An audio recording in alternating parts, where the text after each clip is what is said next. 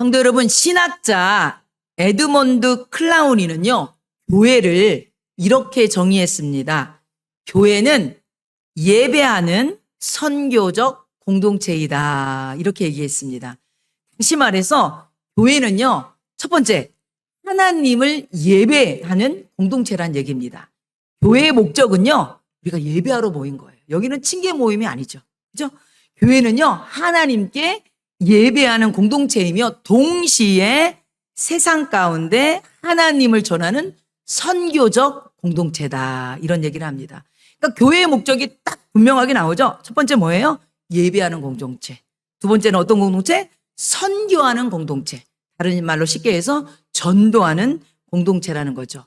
오늘 본문 여러분과 같이 말씀을 본 본문에도요. 바로 베드로는 하나님께서 우리 모두는요. 하나님께 신령한 제사를 드리는 예배자로 그리고 세상에 복음을 전하는 전도자로 살아가는 거룩한 제사장의 삶이 무엇인가를 오늘 본문을 통해서 베드로는 말씀해주고 있습니다. 그래서 오늘 그 부분에 대해서 여러분과 오늘 하나님의 말씀을 같이 나누려고 합니다. 그러면 오늘 본문에 들어가면 본문 오늘 2장 4절에 보면 이렇게 써 있습니다. 사람에게는 버림바가 되었으나 하나님께는 택하심을 입은 보배로운 산돌이신 예수께 나가 이렇게 되어 있습니다. 여러분 베드로가 지금 예수님을 어떤 거로 비유하고 있어요? 산돌로 비유하고 있죠. 산돌이라는 것은요 살아있는 돌이라고 부르는 거예요. 왜 그러냐면 여러분 이 말을 한 이유는요 구약은요 바로 이스라엘 백성은요 성전 중심 사상이 이곳에 있습니다. 왜 그러냐면 당시의 성전은요 돌로 지어졌거든요. 뭘로 지어졌다고요? 돌로 지어졌어요. 그런데 제가 말씀드린 것처럼 성전은요 유대인이 성전 중심에 바로 신앙생활을 했고 바로 이 성전은요 하나님의 임재를 하나님이 거기에 계신다는 바로 그것을 상징하고 있거든요. 그래서 여러분이 잘 아는 다윗왕 알죠? 그래서 다윗왕도요 성전을 져서 하나님께 드리려고 역대상 22장 2절에 보면 이렇게 되어 있습니다. 다윗이 명령하여 이스라엘 땅에 거류하는 이방 사람을 모으고 석수를 시켜 석수가 어떤 사람이에요? 돌을 다루는 사람이잖아요. 석수를 시켜 하나님의 성전을 건축할 돌을 다듬게 하고 이게 하나님의 성전을 짓는데 뭘로 짓는 거예요 지금? 돌로 지금 돌로. 그리고 이 다윗은 이렇게 성전질 재료인 돌을 준비하고 바로 그 아들인 솔로몬이 이 돌로 하나님의 성전을 집니다. 그게 열왕기상 5장 17절에 나옵니다. 보세요. 이에 왕이 명령을 내려 크고 귀한 돌을 떠다가 다듬어서 성전의 기초석으로 놓게 하며 이랬다고 그랬죠. 그러니까 돌이라는 것은 성전의 재료로 쓰인 거예요. 근데 오늘 예수님께서 뭐래요? 당신을 산돌이다 이렇게 얘기하는 거죠. 그런데 여러분 이 솔로몬 성전뿐만 아니라 예수님 당시에 있던 헤롯 왕이 지은 바로 헤롯 성전 역시 거대한 돌로 만들어진 아주 웅장한 건물이었습니다. 역사가 요세푸스에 따르면요 헤롯 성전을 지을 때요 길이가 수미터 이르는 거대한 돌들을 사용했고요 어떤 돌은요 수십 톤이 넘는 규모로 바로 그 돌로 헤롯 성전을 만들었대요. 그래서 있잖아요 햇볕이 쫙 비치잖아요. 그러면 성전 외복에 그 흰 돌과 금으로 장식한 그곳이 빛이 나갖고서 사람들이 저 멀리서 보면 예루살렘 성전이 아주 눈 덮인 산처럼 그리고 황금 궁전처럼 그렇게 보였다고 합니다. 그래서 어느 날 예수님과 제자들이 바로 예루살렘 성전에 갔을 때 제자들이 바로 예수님께 이렇게 묻습니다. 마가복음 13장 1절입니다. 예수께서 성전에서 나가실 때에 제자 중 하나가 이르되 선생님이여 보소서 이 돌들이 어떠하며 이 건물들이 어떠하나이까 이랬어요. 예루살렘의 성전의 그 돌로 진 그것을 보면서 제자들이 묻는 거예요. 그랬더니 예수님께서 마가복음 13장 2절에 이렇게 돼 있어요. 예수께서 이르시되 내가 이 큰 건물들을 보느냐 돌 하나도 돌 위에 남지 않고 다 무너뜨려지리라 하시니라 이렇게 말씀하셨어요. 이게 무슨 말이냐면 예수님께서 장차 바로 이 예루살렘 성전이 무너진다는 얘기를 하는 거예요. 예언을 하셨어요. 정말로 AD 70년에 유대인이 그렇게 자부하던 성전, 46년 동안 지었던 그 성전이요, 로마군에 의해서 처절하게 다 여러분 부서져 버립니다. 한번 그 돌로 만든 성전 한번 보여줘 볼까요? 보세요. 저렇게 돌로 이렇게 성전을 만들었던 거예요. 바로 그러면서 예수님께서 요한복음에 보면 이렇게 말씀하십니다. 예수께서 말씀하시되 너희가 이 성전을 헐라 내가 사흘 동안에 일으키라. 예수님이 이렇게 말씀하셨어요. 그러니까 사람들이 깜짝 놀라서 아니 46년 동안 지은 저 성전을 어떻게 저걸 허물고 사흘 동안 일으킬 수가 있어? 그러면서 요한복음 2장 20절 21절에 보면 이렇게 얘기합니다. 유대인들이 이르되 이 성전은 바로 헤롯이 만든 성전이죠. 46년 동안 지었건을 내가 3일 동안에 일으키겠느냐 하더라. 그러나 예수는 성전된 자기 육체를 가리켜 말씀하신 것이라. 아멘. 이게 무슨 말씀이냐면요. 지금 유대인들은요, 성전 중심으로 살았다고 했잖아요.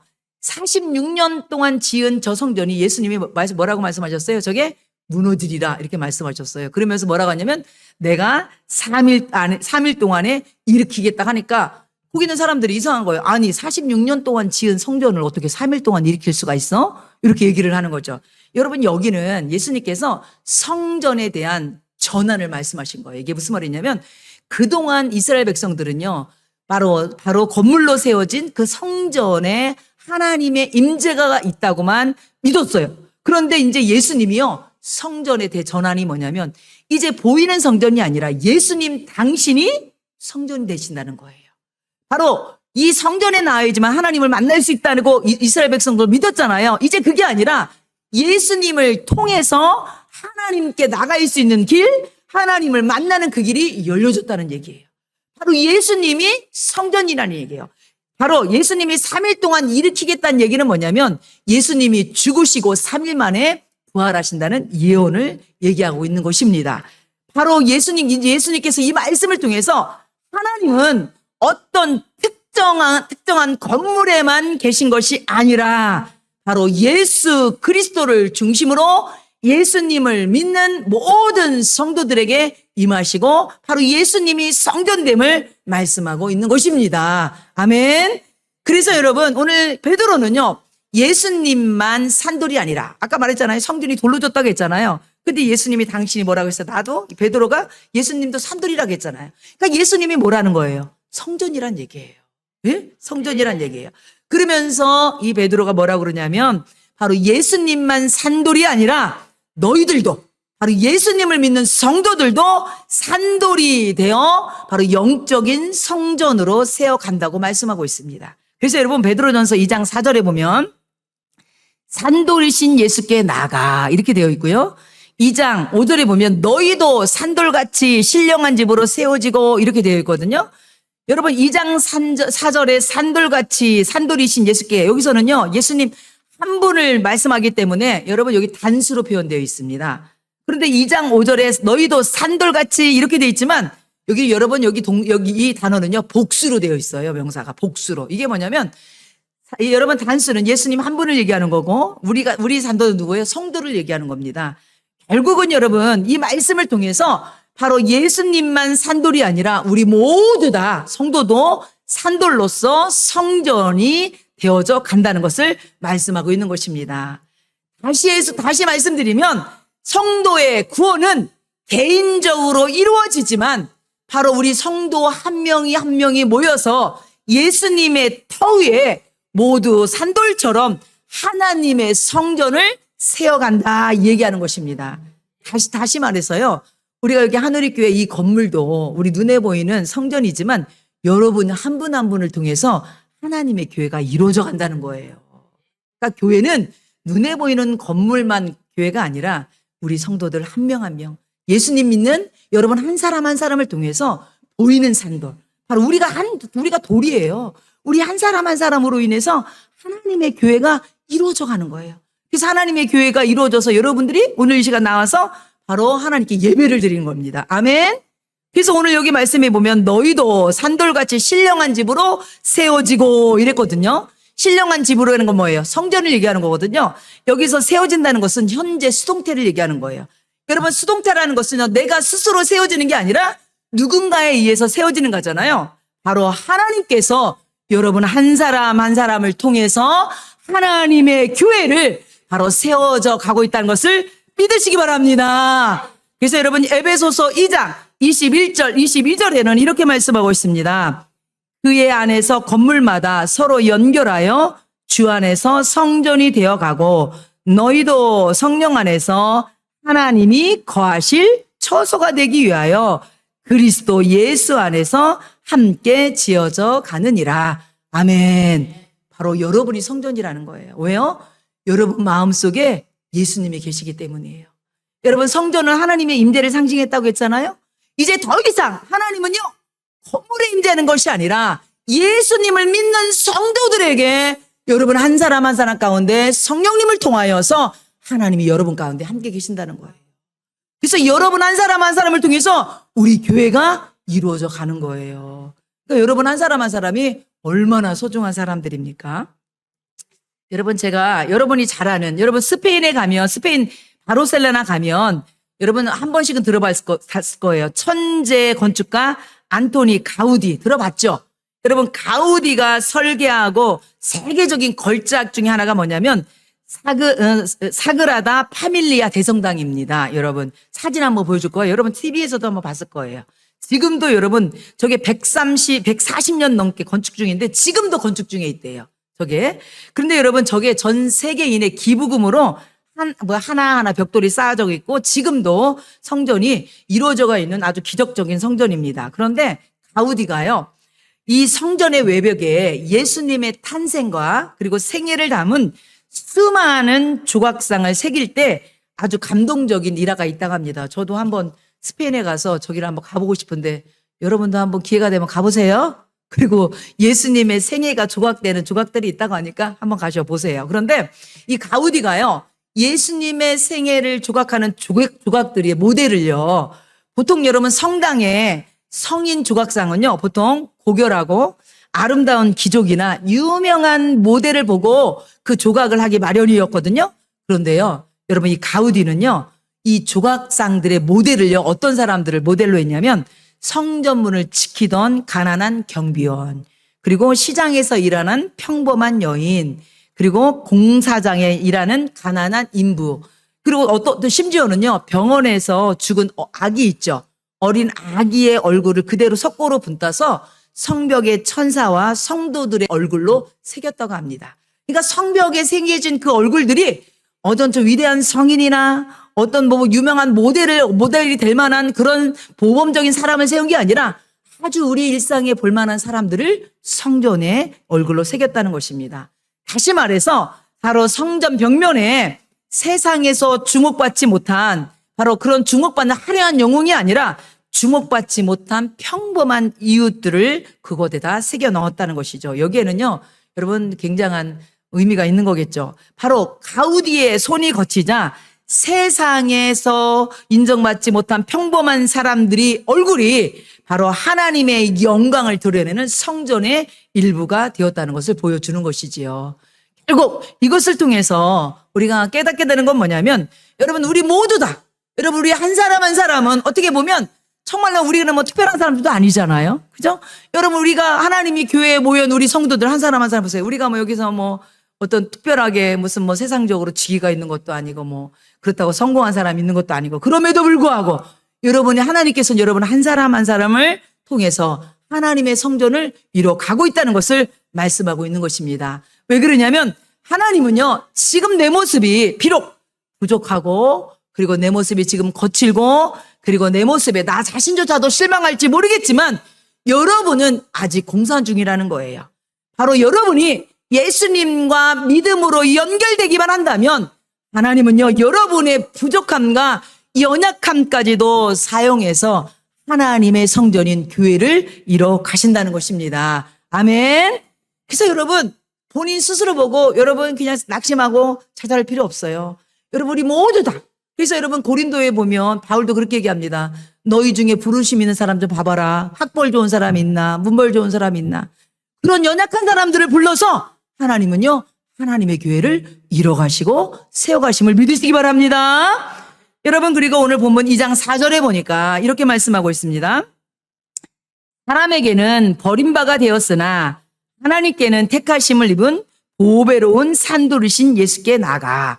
바로 예수님을 뭐라고 얘기하냐면요, 사람에게 버림바 되었다고 얘기합니다. 그래서 여러분 베드로전서 2장 7절에는 또 다시 한번 이렇게 얘기합니다. 그러므로 믿는 너희에게는 보배이나 믿지 아니하는 자에게는 건축자들이 버린 그 돌이 모퉁이의 머릿돌이 되고, 이렇게 말씀하고 있습니다. 당시에 바로 예수님은요, 바로 버림받은 사람이었습니다. 바로 대제사장들이 바로 종교 지도자 아닙니까? 그런데 예수님을 몰라보고 예수님이 하나님의 아들임에도 불구하고 예수님을 거부했습니다. 서기관들이 누굽니까? 성경을 가르치는 사람 아닙니까? 그런데 예수님이 하나님의 아들임에도 불구하고 예수님을 배척했습니다. 바리새인이 누굽니까? 성경을 가르치는 사람이잖아요. 그럼에도 불구하고 예수님을 반대했습니다. 군중들은요, 예수님을 십자가에 못 박으라고 외쳤습니다. 로마는요, 권력을 이용해서요, 예수님을 십자가에 처형시켜 버렸습니다. 당시에 눈으로 볼 때는요, 정말로 예수님은 버림받은 돌처럼 보였지만, 바로 하나님께서 그 버림받은 돌을 건물의 바로 모퉁이의 머릿돌이 되게 하셨다는 것입니다. 여러분, 오늘 여기 보면 여러분 건물의 모퉁이의 머릿돌로 쓰였다는 것은요, 고대 건축에서는요, 굉장한 중요한 의미가 있습니다. 여러분, 이 모퉁이 돌은요, 두 벽이 만나는 지점에 놓이는 돌로요, 건물 전체에 수평이나 수직을 맞추고 건물 전체에 균형을 잡아주는 기준석입니다. 저렇게. 여러분, 여기 보면, 안쪽에 보면 큰 돌로 이렇게 딱 세우는 거 있죠? 여기 보면 이쪽에, 이게 코너스톤 해갖고 저게 모퉁이 돌이에요.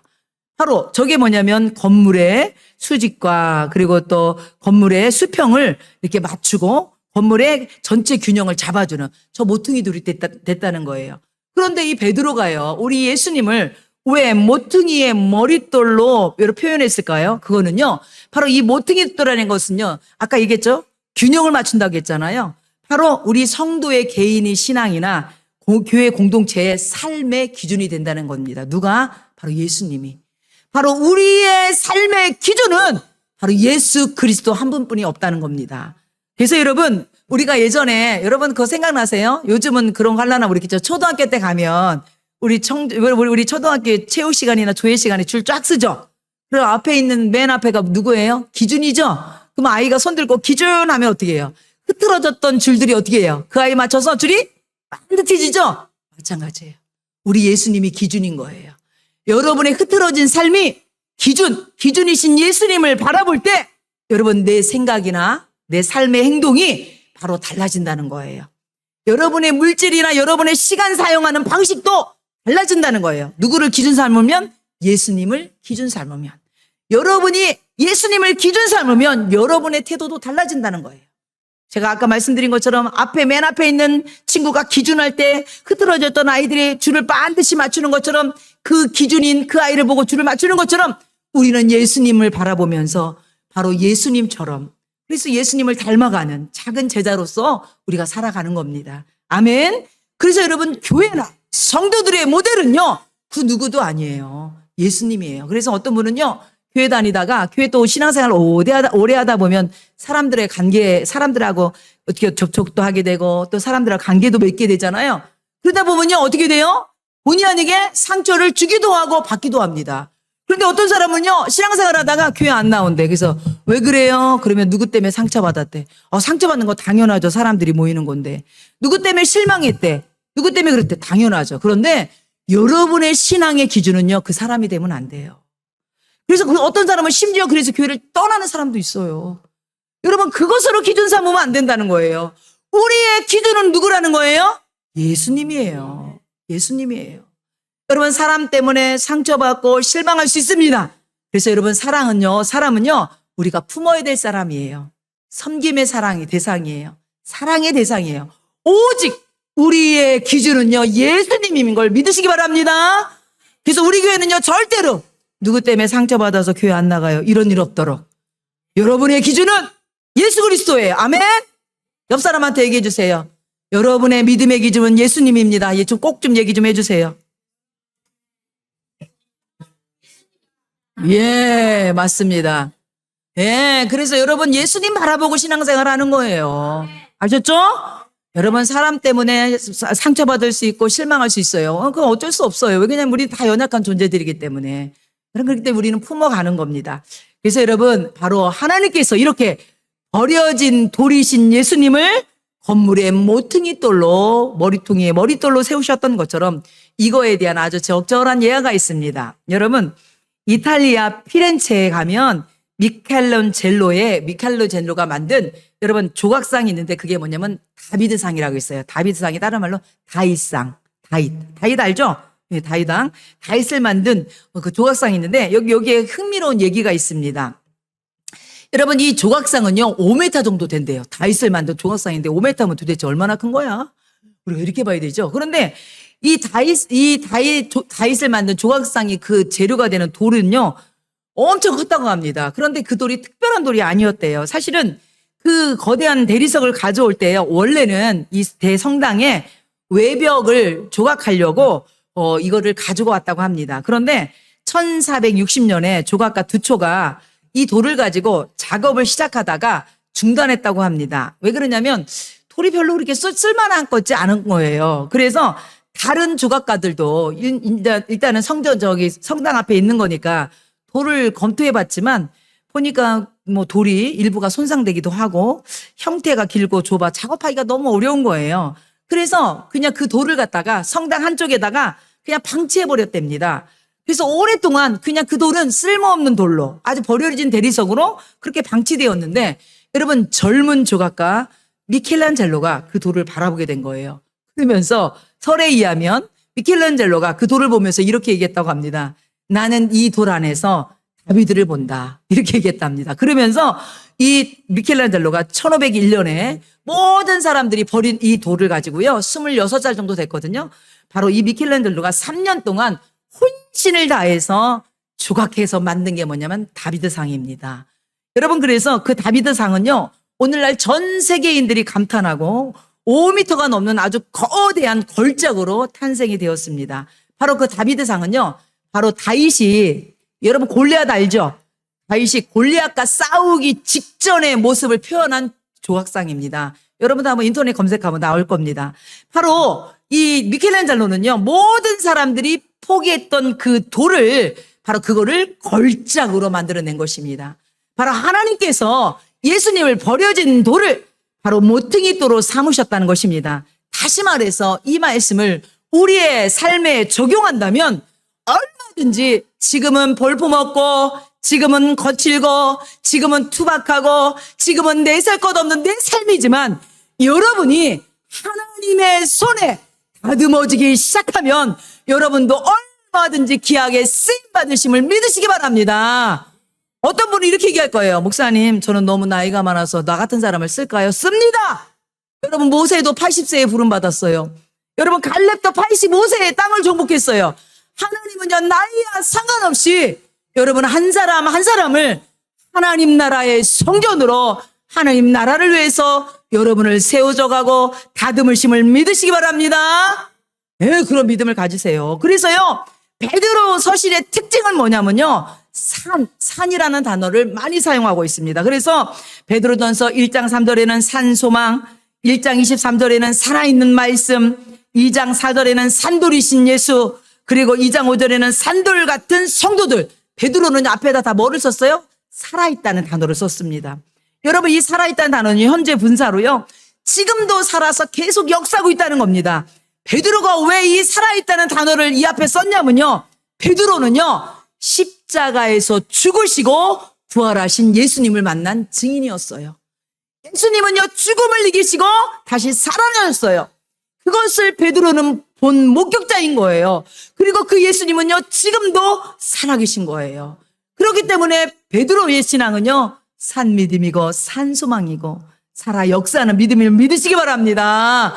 그래서 우리도 산돌이라는 거예요.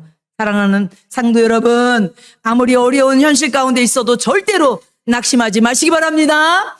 살아계신 예수님께서 여러분에게 산소망을 주시고 여러분과 함께 계시고 여러분을 도와주실 것을 믿습니다. 여러분 그것뿐만 아니라 베드로는요 오늘 우리가 바로 살아있는 성전이 되어가는 것뿐만 아니라 우리가 예배자라고 말씀하고 있습니다. 보세요. 베드로전서 2장 5절에 보니까 너희도 산돌같이 신령한 집으로 세워지고 예수 그리스도로 말미암아 하나님이 기쁘시게 받으실 신령한 제사를 드릴 거룩한 제사장이 될지니라. 아멘. 여러분, 우리 한 사람 한 사람은요, 성전을 이뤄가는 것뿐만 아니라 여러분이요, 바로 거룩한 제사장이 되라고 말씀하고 있습니다. 여러분, 제가 여러분 말씀드린 것처럼 구약에는요, 성전과 제사장은요, 결코 분리될 수 없는 관계입니다. 제사장은요, 바로 성전에서 바로 하나님 앞에 나가 제사를 드리고 제사를 통해서 하나님을 섬기는 사람이 바로 제사장입니다. 그런데 여러분, 구약의 제사장은요, 아무나 될 수가 없어요. 구약의 제사장은요, 오직 레위 지파의 아론의 계열에 속한 사람만이 제사장이 될 수가 있어요. 더구나 여러분, 성소에, 여러분 그 하나님을 만나는 장소인 지성소에는요, 그 대제사장도 1년의 속죄일 이래 딱 한 번밖에 들어갈 수가 없어요. 그런데 예수님이 십자가에 죽으시자 대제사장만이 1년에 한 번밖에 들어갈 수 없는 그 휘장이 찢어졌어요. 그리고 누구든지, 이제는 예수님 믿으면 누구든지 들어갈 수 있는 그 길이 열렸다는 것입니다. 여러분 한번 지성소 사진 한번 보여줘 볼까요? 여러분 잠깐 보세요. 저기 보면 저기 조그만 장소가 뭐냐면 법궤라고 보일라나 모르겠는데, 조그만 장소가 오로지 대제사장이 1년에 한 번씩만 들어갈 수 있는 지성소예요. 저기가 하나님과의 만나는 자리예요. 그리고 성소에는 다른 제사장들이 들어갈 수 있는 곳인데, 여기는 아무나 들어갈 수 없는 거예요. 바로 저기 지성소에는요, 1년에 한 번 대제사장만이 갈 수 있는 저곳에 저기 칸막이 있죠, 중간에. 저걸 휘장이라고 하거든요. 예수님이 십자가에 죽으실 때 저 휘장이 찢어진 거예요. 바로 두로 나눠지면서 이제 누구든지 누구나 다 하나님을 만날 수 있는 길이 열리게 된 겁니다. 그래서 여러분이 제사장이 된 거예요. 그래서 오늘 베드로도 너희가 거룩한 제사장이다, 이렇게 말씀하고 있는 것입니다. 바로 제사장은 어떤 사람이냐? 예배를 드리는 사람이에요. 그래서 여러분 한 사람 한 사람은요, 무엇보다도 중요한 건 뭐냐면, 우리가 예수님을 믿는 목적이 뭐냐면, 첫 번째는 예배를 통하여 하나님께 영광 돌리는 바로 우리 사명이 우리에게 있다는 것입니다. 그래서 저는 우리 교회가 작지만 예배를 소중히 여기는 그런 우리 성도들이 됐으면 좋겠습니다.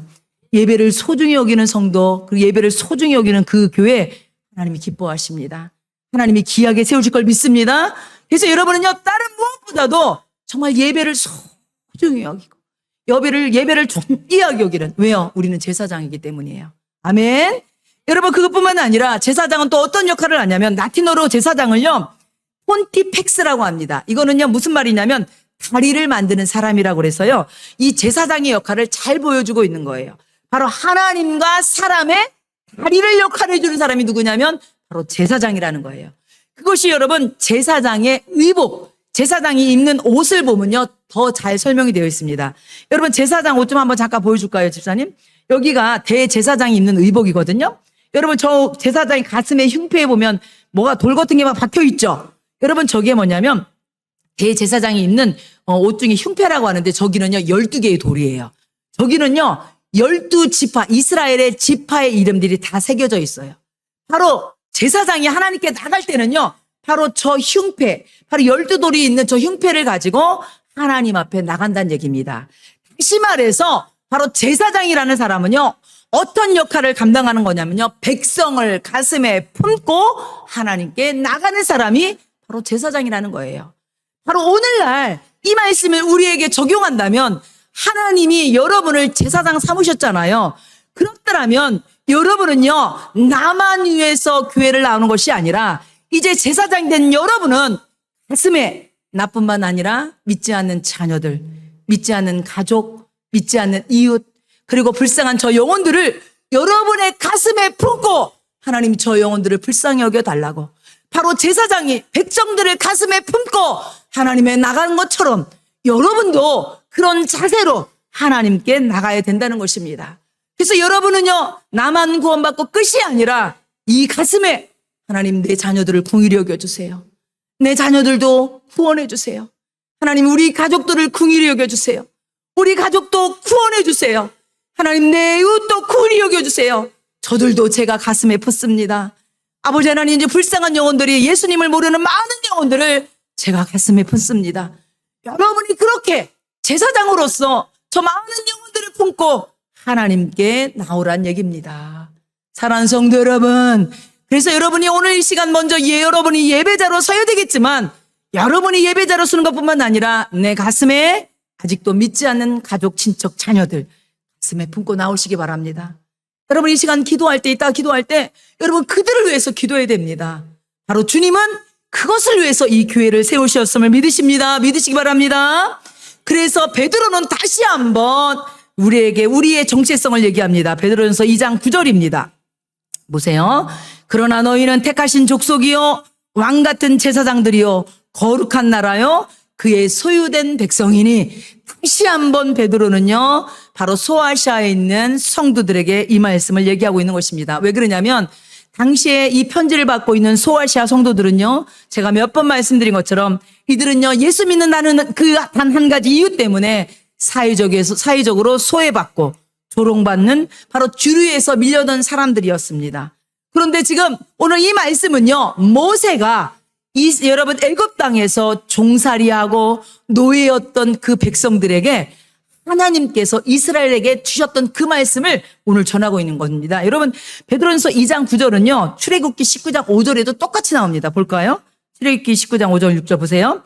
세계가 다 내게 속하였나니 너희가 내 말을 잘 듣고 언약을 지키면 너희는 모든 민족 중에 내 소유가 되겠고 너희가 내게 대하여 제사장 나라가 되며 거룩한 백성이 되리라. 너는 이 말을 이스라엘 자손에게 전할지니라. 여러분 애굽에서 종살이하고 노예였던 백성들에게 지금 하나님께서 모세를 통해서 아니다. 너희들은 이제 더 이상 종이 아니다. 너희들은 더 이상 노예가 아니다. 너희들은 바로 이제 내 소유가 되었고 너희들은 제사장 나라가 될 거고 너희들은 거룩한 백성이다. 이렇게 선포한 것처럼 오늘 베드로는요 소아시아에서 고통받고 있는 바로 하나님의 성도들에게 말씀하고 있는 것입니다. 너희들은 자부심을 가져라. 너희들이 택하신 족속이요 왕같은 제사장이요 거룩한 나라요 그의 소유된 백성이니 성도로서 당당하게 살아가라고 말씀하고 있는 것입니다.